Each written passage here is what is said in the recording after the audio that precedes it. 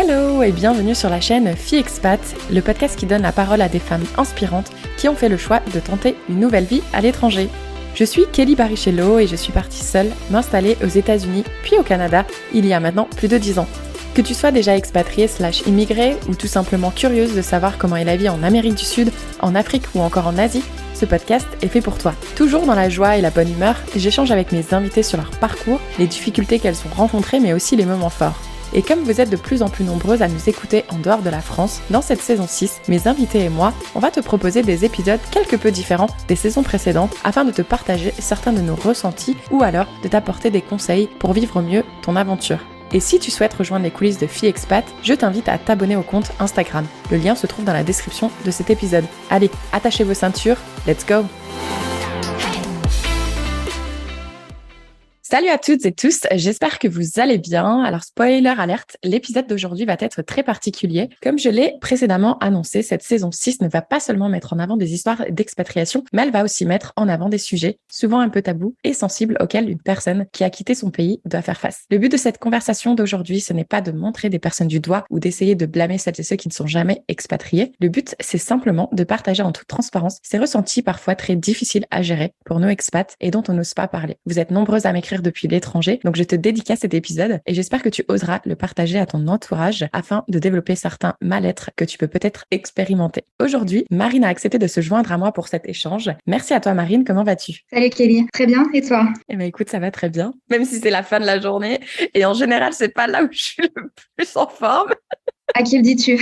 Donc, Marine et moi, on n'est pas très loin l'une de l'autre puisqu'elle se trouve à Toronto. Mais avant qu'on en arrive de parler de Toronto et puis de ce pourquoi on va échanger aujourd'hui, est-ce que tu veux nous faire un petit retour en arrière, nous dire d'où tu viens, quel est un peu ton parcours, etc., etc. Oui, bien sûr. Alors, moi, je suis originaire de Savoie, dans une ville qui s'appelle Chambéry, les Alpes. Je suis partie depuis 2015. Entre-temps, j'ai fait un an de break en France, mais depuis 2015, je suis partie du coup de ma Savoie et de la France. Juste après ma graduation, je suis allée un an et demi à New York pour apprendre l'anglais essentiellement, pour travailler. Ensuite, si je raccourcis un petit peu tout ça, j'ai eu une proposition d'emploi en tant que VIE à Hong Kong, où là, je suis restée 2 ans. Après cette expérience, j'ai fait le choix de rentrer en France pour faire une pause, profiter un peu de ma famille, me recentrer un peu sur moi-même, savoir ce que je voulais faire dans les années à venir, surtout d'un point de vue professionnel, et juste profiter de ma famille que j'avais pas vue durant ces 3 ans.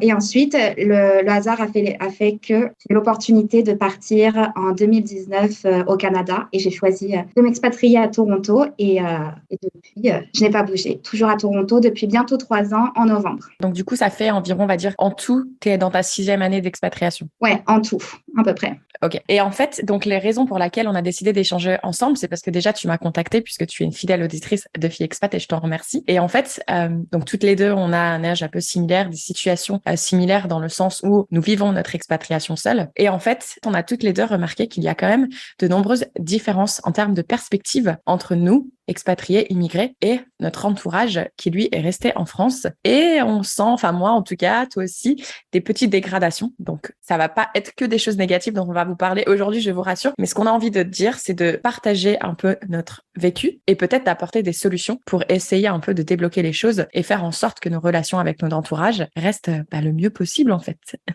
Exact. Je pense que tu as bien résumé la situation. Du coup, Marine, quel est un exemple d'une chose que tu aimerais aborder aujourd'hui? Alors, moi, très sincèrement, j'ai remarqué que les choses, elles étaient un petit peu différentes lorsque je suis rentrée pour la première fois en 2018, après mes 2 ans à Hong Kong. J'ai vu qu'il y avait des changements dans les discussions, tu vois, que les conversations étaient différentes, moins dans le partage, et c'était pas quelque chose que j'avais remarqué avant, malgré les appels téléphoniques avec l'entourage. Donc, quand je dis l'entourage, je parle vraiment que ce soit la famille proche, éloignée, amis proches, éloignés, les gens que je connais, tu vois. C'est pas des choses que j'avais remarquées avant lorsque j'étais expatriée. Mais quand je suis revenue, moi, je pensais au contraire que ce serait même encore plus simple puisque j'avais réussi à maintenir des liens durant ces 3 ans et demi où j'étais partie. Mais j'ai vu vraiment une différence dans les conversations. Et je me suis surtout rendu compte que j'avais l'impression de faire beaucoup d'efforts pour écouter des problèmes qui me semblaient moi, vraiment minimes. Et encore une fois, tu vois, c'est sans jugement, c'est juste que les problèmes dont mon entourage me parlait, c'était minime. C'était juste, c'était pas la fin du monde non plus et c'était redondant. Tu vois, on me parlait toujours de la même chose et ça me ramenait dans une routine, dans un quotidien dont je n'avais plus l'habitude, tu vois. Et donc, du coup, j'ai remarqué cette différence-là et surtout, j'ai remarqué que moi, on me demandait pas forcément la même chose. C'est-à-dire que les conversations étaient souvent axées sur ces personnes-là, leurs problèmes à eux, que ce soit professionnel, personnel, tu vois, mais peu sur moi-même. Peu de gens m'avaient demandé comment moi j'allais, comment s'étaient passées mes 3 dernières années, qu'est-ce que ça me faisait d'être rentrée, est-ce que c'était pas trop dur, tu vois, des questions qui, moi, me semblaient basiques. J'ai pas le souvenir que beaucoup de personnes me les posaient, mais par contre, j'ai le souvenir que moi, j'ai dû passer beaucoup de temps à écouter des conversations où je me sentais un peu déconnectée et passer beaucoup de temps à essayer d'apporter des solutions qui, pour moi, étaient évidentes et qui étaient devant mes yeux, très clairement. Mhm.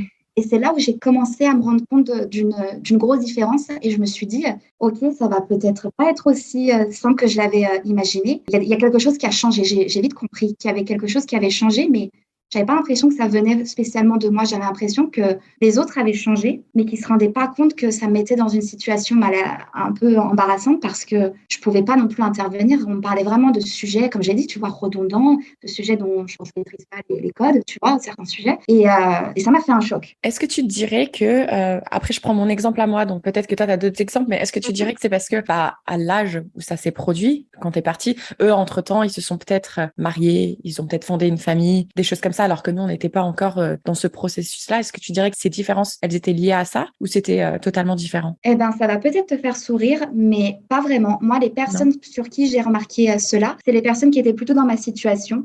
C'était pas les gens qui avaient fondé leur famille ou qui s'étaient mariés. Au contraire, j'ai trouvé que pour me concernant, j'ai trouvé qu'avec ces personnes-là, par moments, c'était plus simple. Mais ceux pour qui j'ai eu ce premier choc, parce qu'aujourd'hui, ce serait même différent, ma réponse serait peut-être un peu différente, mais à l'époque, c'était vraiment ceux qui étaient dans ma situation. Se rendre malheureux, s'angoisser pour des choses auxquelles il y avait une réponse et surtout toujours redire la même chose, faire en sorte que toujours créer une situation où il n'y a que eux qui existent, que leur quotidien, que leurs problèmes et rien d'autre Mhm. n'existe. Et c'est super difficile d'essayer de s'introduire là-dedans pour avoir quelque chose de constructif parce que c'est que eux.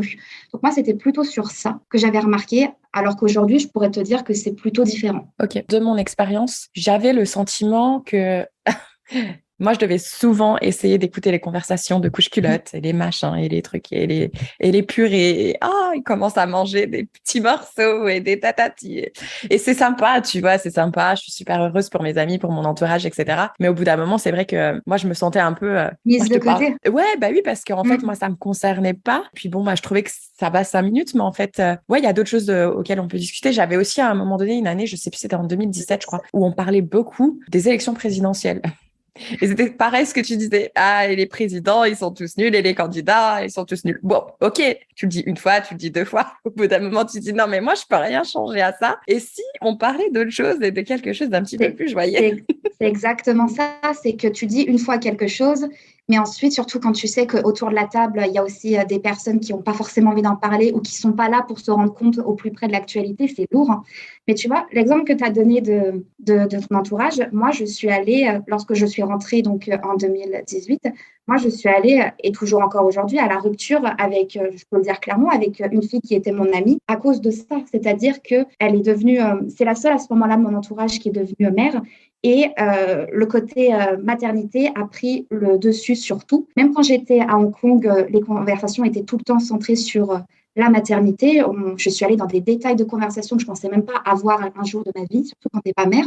Et du coup, aujourd'hui, si je résume vraiment très rapidement l'histoire, aujourd'hui, on n'est plus du tout en contact. Tu vois, pas parce qu'il y a un manque d'amour ou un manque de respect, pas du tout. C'est juste qu'il y a eu tellement de distance dans nos échanges. Il n'y a pas eu beaucoup de bienveillance à un moment donné que moi, j'ai préféré penser à moi, sauver un petit peu mon énergie parce qu'à ce moment-là, je devais aussi garder mon énergie pour d'autres combats, on va dire très clairement. Et elle, j'ai préféré à un moment donné couper les ponts parce que j'avais l'impression que, pas que je me sauvais moi, mais j'avais l'impression que je me faisais un cadeau en acceptant plus ces discussions qui tournaient autour d'une seule chose, où il n'y avait plus du tout de questions par rapport à ma vie, ne serait-ce que me demander mon travail, tu vois.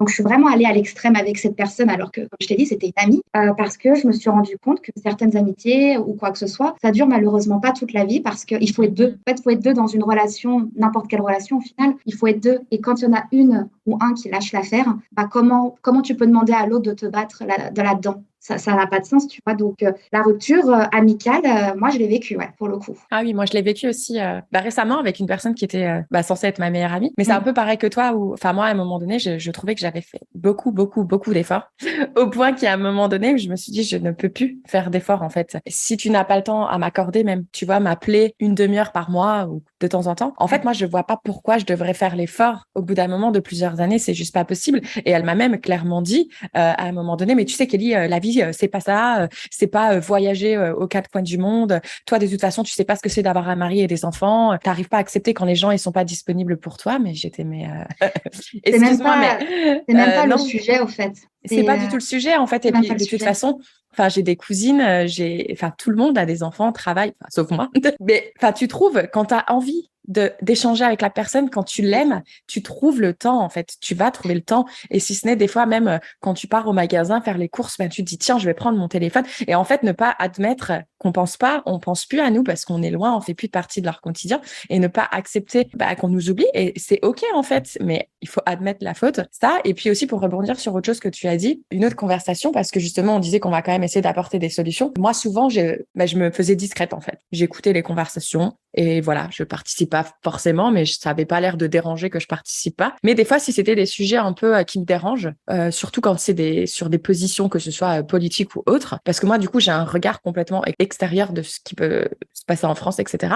Donc, quand j'essayais de donner mon avis, mais que les personnes étaient complètement contre ce que j'osais exprimer, au bout d'un moment, moi, ce que je propose, en fait, c'est qu'on conclue cette conversation, en fait, parce qu'il y a un moment donné, tu vois, les voix, elles commencent à s'élever. Et moi, je suis pas là pour m'engueuler, en fait. Je suis pas là pour élever la voix. Je suis pas là pour argumenter sur des sujets auxquels j'aurais aucun impact. Et je propose qu'on arrête d'avoir cette conversation, en fait, parce que déjà, de un, ça me met mal à l'aise. Et en plus, j'en vois pas. Pour moi, c'est une perte d'énergie et de temps. Et en fait, enfin, moi, ça a été mal perçu, en fait, en mode, parce que dès qu'on n'est pas de ton avis, il faut qu'on arrête. Et en fait, non, c'était pas du tout mon objectif. C'est juste que non, j'ai pas envie de m'engueuler. Et ok, on a des avis différents, mais c'est ok d'avoir des avis différents, en fait. C'est ça qui fait ce monde, en fait, on pense tous différemment. On a tous des vécus différents, donc c'est normal qu'on pense pas pareil. Et c'est ok, mais on va pas passer 3 heures à en parler, en fait. Viens, on joue à un jeu de cartes et on rigole. Moi, je préfère nettement faire ça plutôt que de parler sur des choses qui sont complètement inutiles, en fait. Mais c'est marrant ce que tu viens de dire parce que ça me remémore aussi des souvenirs très similaires et tu as beau essayer de sortir de la discussion parce que quand on rentre en plus, on n'est pas là pour 6 mois généralement. On est là pour une petite période, donc on essaye de se créer des souvenirs, on essaye de faire en sorte que ça se passe bien. On veut juste consommer des bonnes vibes et se créer des souvenirs. Donc le problème dans ces débats, surtout quand ça commence à parler de politique ou des sujets un peu houleux où tu sais qu'il va y avoir du débat, il n'y en a jamais un seul qui veut arrêter. Moi, il y a une expression en anglais qui dit « let's agree to disagree ». Moi, je suis toujours, quand il y a des trucs qui m'énervent, je suis un peu comme toi, je vais step back un petit peu et je vais leur dire « bon, on ne sera pas d'accord, mais est-ce que maintenant on peut changer de discussion ?» Mais tu en auras toujours 2-3 parce qu'ils veulent le dernier mot, parce qu'ils ne se rendent pas compte de l'impact que ça fait. Moi, après, quitter une conversation où je suis de mauvaise humeur, sachant que peut-être dans 3 jours, je vais repartir. Après, c'est sur moi que ça plombe le moral. Au fait, c'est pas comme si j'étais là dans un quotidien tous les jours et que effectivement, j'ai plus d'énergie, plus de temps à passer dans leur débat. Et puis après, je suis un peu comme toi, à un moment donné, si le débat il est stérile, et que j'ai plus envie de parler, et que j'ai plus envie d'apporter quoi que ce soit, on a expliqué le sujet, on n'a pas besoin de parler pendant des heures, je vois pas l'intérêt de continuer à faire ça. Et c'est vrai que ça aussi, j'ai pu le remarquer au sein de mon entourage, que c'était mal perçu, qu'en mode on pouvait plus rien dire, que je n'avais pas envie de débattre alors que j'adorais ça, mais il y a une manière dans le débat. Puis à chaque fois, je leur disais, ouais, mais regardez, il y a personne qui est d'accord, personne ne s'écoute, moi je pars bientôt, j'ai peut-être envie de passer ma soirée ou ma journée dans un autre mood. C'est ça aussi qui est difficile pour l'entourage de comprendre également, que quelque chose qui est simple pour eux et banal, peut-être que pour nous, c'est différent. Tu vois. J'aime beaucoup ce que tu as dit et j'ai envie de le répéter parce que je trouve que ça a été très juste. Tu as dit que quand on rentre pour se create memories, pour se créer des souvenirs. Et je trouve ça que c'est trop juste en fait. Et c'est vrai que j'avais jamais pensé ça comme ça. On vient pour passer du bon temps, pour que quand on rentre, on se remémore. Et souvent, moi, ça m'arrive de regarder mes photos, tu vois, petit retour en arrière, quand je suis rentrée en France, etc., les bons moments, etc. Et là, dernièrement, quand je suis rentrée, je voulais jouer. Enfin, j'adore jouer à des jeux de société, à des jeux de cartes ou peu importe. Mais il y a personne qui voulait jouer avec moi, Marine. J'ai même proposé. Tu devrais venir dans ma famille. C'est des grands fans des board games. Et pourtant, mes parents jouent aux cartes toutes les semaines, mais sauf que c'est parce que je ne sais pas jouer à leurs jeux de cartes, mais jamais on m'a dit, bah viens, on t'apprend en fait. Parce que là, quand moi, je vais voir mes amis américains, donc je vais les voir 2-3 fois dans l'année, à chaque fois que j'y vais, leur objectif, c'est de m'apprendre un nouveau jeu, tu vois. Et à chaque fois que je repars, j'ai appris un nouveau jeu. Et on top of ceux que je connais déjà, tu vois. Et j'adore parce qu'en fait, tu passes des super soirées. Plutôt que d'être à regarder la télé, bah là, tu passes un bon moment, tu rigoles et franchement, tu vas te coucher et t'as le smile en fait sur le visage. C'est ça, tu crées juste des souvenirs parce qu'on n'est pas là pendant longtemps lorsqu'on rentre. Et tu n'étais pas là toute l'année. Donc, du coup, c'est vrai qu'il y a peut-être mieux à faire que passer la soirée à la télévision et faire autre chose, juste créer des souvenirs. Moi, je suis comme toi, quand je rentre à chaque fois de France, je prends plein de photos parce que ça me rappelle des souvenirs et je sais que si à un moment donné, j'ai un petit coup de moins bien, me rappeler qu'il y a quelques semaines, j'étais avec telle personne et qu'on a fait telle chose, ça me redonne un coup de boost, tu vois. Et c'est des souvenirs, c'est à vie. Surtout qu'on ne sait jamais ce qui peut se passer, tu vois. Les choses, elles peuvent aussi changer et pas forcément dans le bon sens. Donc, moi, je suis un peu dans cette vibe-là, c'est-à-dire que moi, quand je rentre, je veux juste me créer des bons souvenirs. Je ne demande pas à ce que ce soit parfait parce qu'on est des êtres humains, on est des imparfaits, mais je demande juste à ce qu'il y ait des bonnes vibes. Je n'ai pas envie d'être angoissée, je n'ai pas envie de devoir penser à ce à quoi je vais parler. J'ai pas envie de me dire que je dois faire plus d'efforts parce que je veux pas que les gens sentent de la distance entre eux et mon mode de vie. Mais en même temps, j'ai pas non plus envie de me taper des choses qui n'ont aucun sens pour moi, sachant que je suis ici pour une durée limitée. Je suis plus en France. Donc, pour moi, je crée des souvenirs, que ce soit par des jeux, des conversations ou même des balades, des trucs les plus simples. Mais tiens, d'ailleurs, est-ce que les personnes qui t'entourent quand tu rentres en France, moi, du coup, je vais en profiter pour faire un petit coup de gueule. Et encore, j'en ai déjà parlé ouvertement, donc c'est pas comme si ça va être un secret pour mon entourage qui m'écoute. Est-ce que toi, ils ont déjà pris des jours de congé? Tu vois, genre pour te dire, bah tu sais quoi, vendredi, j'irai pas travailler, on va passer la journée ensemble. Qu'est-ce que t'aimerais faire vendredi pour profiter du fait que tu sois là? Alors, moi, je dirais que oui. Déjà parce que j'ai toujours eu l'habitude de rentrer pour Noël et que ce soit pour ma famille ou mes amis, c'était toujours là où ils posaient leurs vacances. Donc, Okay. moi, je suis toujours rentrée dans la période des fêtes. Je suis jamais rentrée en plein milieu du mois de septembre ou quoi, tu vois. Donc, période des fêtes, généralement, pas tous en même temps, mais généralement, mes proches étaient en vacances ou, oui, généralement, ils étaient en vacances. Donc, c'est vrai que moi, j'ai pas eu ce sentiment-là, mais je connais certains de mes amis, quand ils rentrent en France, effectivement, il y a aussi le problème des vacances avec leur entourage. Ils rentrent, ils sont seuls, leur entourage n'a pas pensé à prendre ne serait-ce qu'un jour ou une après-midi pour passer du temps avec eux. Et je sais que c'est difficile pour le coup.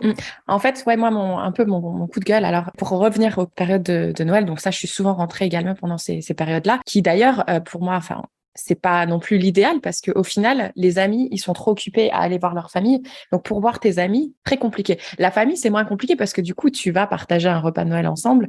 Donc, systématiquement, ça va se créer, tu vois. Mais alors, soit moi, bah, c'était jamais la bonne période. On me disait, ouais, mais Kelly, tu sais très bien que c'est pas la bonne période. Il y a ci, il y a ça, il y a les il y a plein de choses à faire. Bon, ok, certes. Cela étant dit, moi, quand on décide de venir me rendre visite dans mon pays d'expatriation, qu'on me demande pas, hein, j'ai posé congé telle date, est-ce que je peux venir? Oui, viens. Mais moi, j'ai toujours pris que ce soit une demi-journée, une journée, des fois jusqu'à une semaine de congé pour faire visiter ce que je connaissais déjà, tu vois. Mais parce que pour moi, quand les personnes viennent me voir, enfin, j'aimais croire qu'ils venaient pas me voir pour voir la destination. Je pensais qu'ils venaient pour passer du temps avec moi et en même temps, ils allaient découvrir de nouvelles choses. Bon, maintenant, je pense un petit peu moins comme ça. Si certaines personnes, je pense qu'elles sont honnêtement venues aussi pour passer du temps avec moi. Mais souvent, je me pose la question, je me dis, tiens, je me demande si j'avais été au fin fond de l'Afrique ou au fin fond d'un pays qui est pas très réputé, est-ce qu'on serait actuellement venu me voir en fait que les gens seraient venus te voir. Ouais. Est-ce que ce serait pour toi vraiment?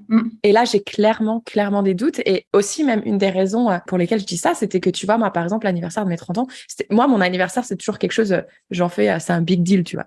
Et mes 30 ans, pour moi, c'est une fois par an, il faut. Voilà. Là, pour moi, les 30 ans, ça allait être vraiment le truc. En plus, tu sais, je suis toujours en mode, je sais pas si je vais me marier, donc 30 ans, 35, 40, pour moi, c'est, allez, on va faire comme si c'est mon mariage, même si c'est pas du tout le cas et que c'est pas du tout comparable. Mais bref, et du coup, bah, j'étais rentrée donc l'année de mes 29 ans en prévenant tout le monde que pour les 30 ans, ça se passera à Chicago et puis c'est tout, tu vois, parce que c'est la ville que j'adore, c'est pas très loin de chez moi parce que j'étais déjà au Canada et que tous ceux qui veulent venir seront les bienvenus.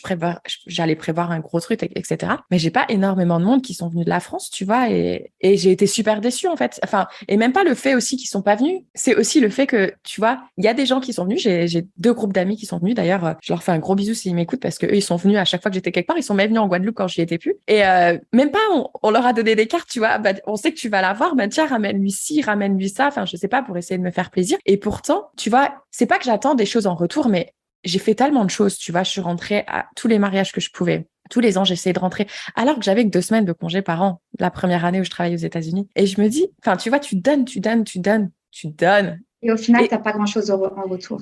et voilà, et j'ai pas envie de dire que je donne en espérant avoir quelque chose Non. en retour, mais à un moment donné, est-ce que c'est vraiment si compliqué de vouloir me faire plaisir? Parce qu'en fait, faire plaisir aux gens, c'est pas mettre des posts sur Facebook, c'est pas mettre des commentaires sous des photos. Enfin, moi, en tout cas, ça me... Et c'est d'ailleurs pour ça que je poste de moins en moins. Et donc, du coup, moi, ça m'a vraiment super déçue. Donc, je sais pas s'il y en a qui vont nous écouter et qui vont se retrouver dans ça. Mais en tout cas, moi, c'est un coup de gueule que j'ai envie de passer parce que, ben, du coup, tu vois, c'est comme le coup du, ouais, mais le billet d'avion, il coûte cher. Il coûte pas cher pour toi. T'as des promos, toi, Marine, chez Air Canada. Non, bah, C'est et gratuit pour toi.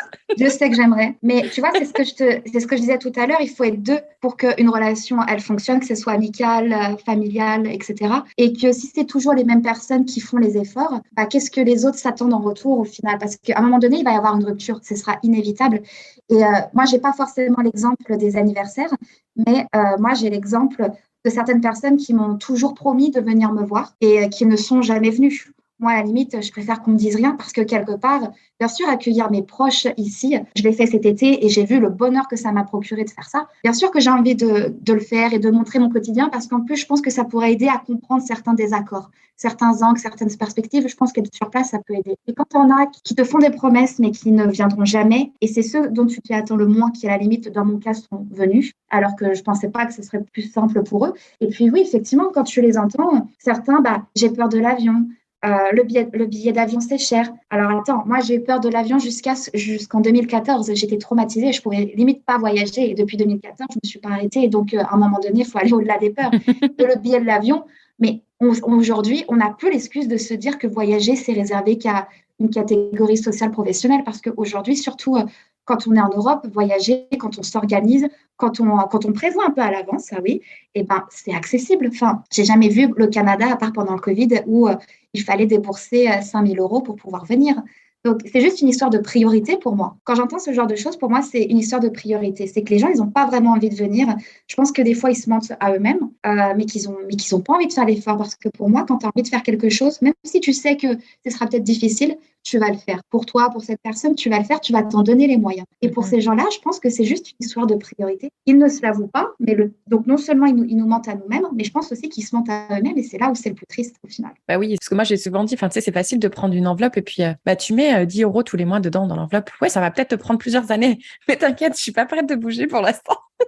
C'est ça. Et puis au fait, mais on l'a tous fait. Moi, je me souviens, avant que je parte en expatriation pour la première fois, j'avais des amis qui avaient passé un certain temps à l'étranger, une au Brésil, l'autre à Liverpool. Et moi, j'étais étudiante, tu vois, et faire un voyage au Brésil, peut-être à l'époque, c'était pas forcément la chose la plus accessible pour moi en tant qu'étudiante à Paris. Et je me souviens que j'ai cotisé toute l'année jusqu'au départ pour pouvoir me payer mon billet d'avion et aller voir ma pote parce que je m'étais dit, elle est loin. Il n'y a peut-être pas tout le monde qui va pouvoir le faire. Moi, je vais cotiser toute l'année, je vais mettre de côté toute l'année, mais je vais aller la voir. Et pareil avec ma copine qui était en Angleterre. Enfin, pour moi, ça ne m'était même pas venu à l'esprit de me dire que je ne pouvais pas aller les voir. Ça ne m'était alors que j'étais jamais partie, tu vois, je connaissais pas grand-chose à part la Savoie et Paris puisque j'étudiais et travaillais là-bas. Et pour moi, dans mon esprit, déjà, je m'étais dit la curiosité de voir autre chose, un autre pays, une autre culture, la curiosité de voir mon amie, comment elle va, comment elle évolue dans ce milieu-là, quelles sont les galères qu'elle a, quels sont les petits bonheurs qu'elle a. Rien que ça, je l'avais, alors que j'avais jamais bougé de chez moi au final. Donc, c'est vraiment une histoire de priorité. Je peux pas dire mieux que ça, honnêtement. Mais enfin, de toute façon, Marine, je pense qu'on te l'a déjà dit, comme on me l'a déjà dit. T'es riche, non? Tu gagnes bien ta vie au Canada. Bien sûr. Bien sûr, les réseaux sociaux, ce que je montre sur mes réseaux sociaux, moi, je vis si j'en écoute certains, je vis dans un hôtel, je vis ma meilleure vie. Alors oui, je vais dire que je vis ma meilleure vie, mais je ne parle même pas d'un point de vue financier. Je vis ma meilleure vie parce que j'ai jamais été aussi heureuse. J'ai trouvé mon bonheur et le bonheur, il est personnel, individuel. Donc moi, je vis ma meilleure vie depuis plusieurs années parce que je suis heureuse.